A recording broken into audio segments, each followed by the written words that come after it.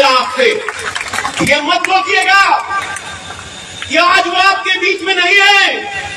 तो ये सामंतवादी मनोवादी ताकत आपके ऊपर जुल्म अत्याचार कर कर पीछे हट जाएगी और वहां पर बैठे हम मुक्त दर्शक बन के बैठे रहेंगे।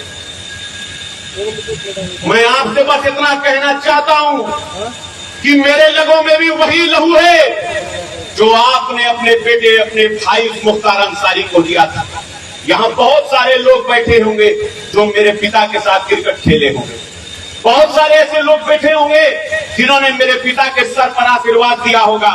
बहुत सारे ऐसे लोग बैठे होंगे जिन्होंने मुख्तार अंसारी के किस्से सुने होंगे। बहुत सारे मेरे ऐसे नारा करता हूं, न हुनर में, न ताकत में और न किरदार में, न कलेजे में आपको कहीं से कम मिलूंगा। मैं जहां भी आपको जरूरत पड़ेगी अपनी खून की आखिरी बूंद तक आप सबके मान सम्मान और इज्जत आबरू की रक्षा करूंगा। भेजले रहना लोग जेल काट के नहीं है 4 बार कहीं अवसर दिखा था 400 बरस भी कटवा दिया जना तब वो इस सामंतवादी से लड़े खातिर हमके दोबारा सोचे कि ना पड़े। आज समय ऐसा हो गया कि तनी जो गली मोहल्ला में भी निकले का ना सोचत रहे, आज वो मीडिया में बयान देता हूँ।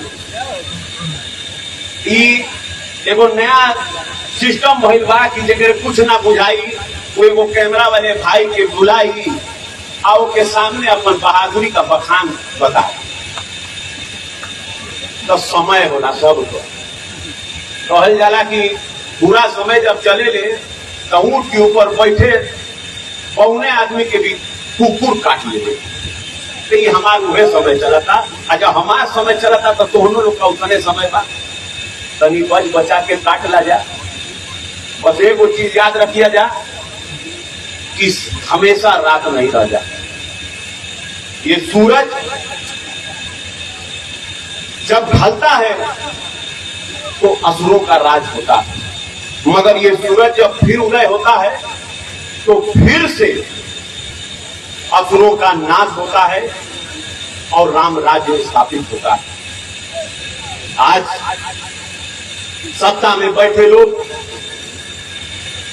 धर्म की बात करते हैं, भगवान की बात करते हैं और लोगों को जाति और धर्म के नाम पर बांटकर अपनी राजनीति की रोटी सेकते हैं। मगर देखिए ना विधि का विधान का 2024 के चुनाव में वही जगह अयोध्या से भगवान अपन परिणाम दे दे दिला।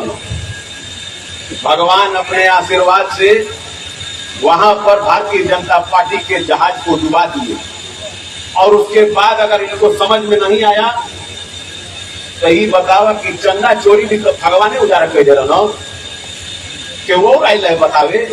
जब उन्हीं के चंदा बटोरे के रहे, उन्हीं के चोरी करे के रहे तब पता कैसे चलत।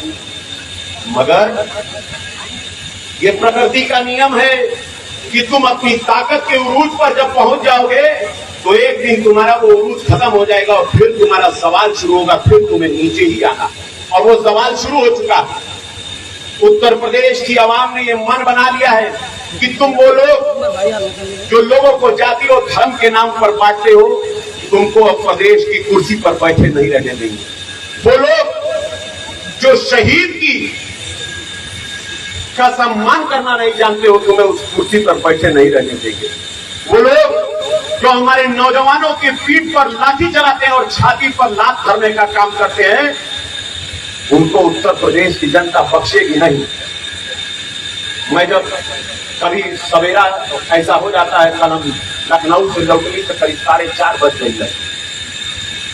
तो ये गाजीपुर की हमेशा की एक पहचान है कि सवेरे 3 साढ़े 3 बजे लड़का तो निकल जाना तो सड़क पर। किस गांव में भी होंगे कम से कम ऐसे 50 लड़के होंगे जो सड़क पर निकल जाते होंगे दौड़ लगाने। एक समय था कि सेना की भर्ती, आर्मी की भर्ती फख्र का काम हुआ करती।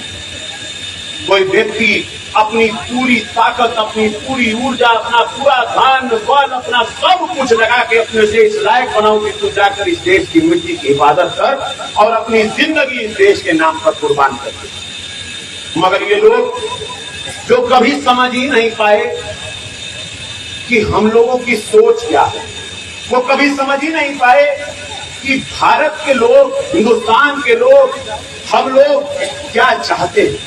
इन्होंने सेना की भर्ती खत्म कर दी और सेना की भर्ती खत्म करके 4 साल के लिए टेम्पोररी अग्निवीर पैदा किया।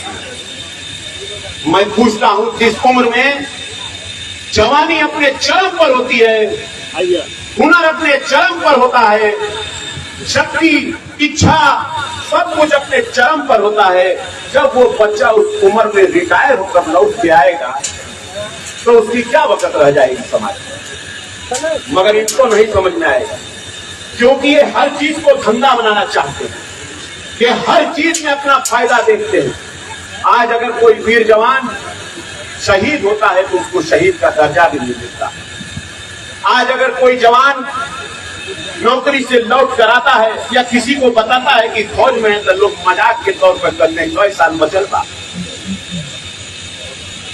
बड़े शर्म की बात है। और इसी मंच पर हूं, यहाँ समाजवादी पार्टी के पूर्व जिला अध्यक्ष और समाजवादी पार्टी के प्रदेश के नेता और सब लोग बैठे हैं। एक बात बताना चाहता हूं कि आप लोग को शायद पता होगा कि माननीय स्वर्गीय मुलायम सिंह यादव जी जब जीवित थे, जब वो रक्षा मंत्री हुआ करते थे, तब उन्होंने एक कानून बनाया था कि जो भी सैनिक अगर शहीद होता है तो उसके शरीर को ससम्मान उसके घर तक पहुंचाने का काम देश की सेना करेगी। और आज उन्हीं का वजह है जिसकी वजह से कोई भी शहीद अगर शहादत पाता है तो उसको उसके घर तक पहुंचाएगा। मैं आप सबके माध्यम से धन्यवाद देता हूं नेताजी मुलायम सिंह यादव जी की सोच को, और मैं आप सबके माध्यम से ये चाहता हूं, आप सबसे गुजारिश करता हूं कि आने वाले समय में सोच समझकर जाति के नाम पर, धर्म के नाम पर, पंथ के नाम पर, क्षेत्र के नाम पर इधर उधर में बढ़िएगा मत, और एक साथ इकट्ठा होकर मुट्ठी की तरह बन करके बिगुल बजाइएगा। अरे ये तो वो धरती है जिसने अंग्रेजों को इस देश से सबसे पहले खदेड़ लगाया, जो वही धरती है ना।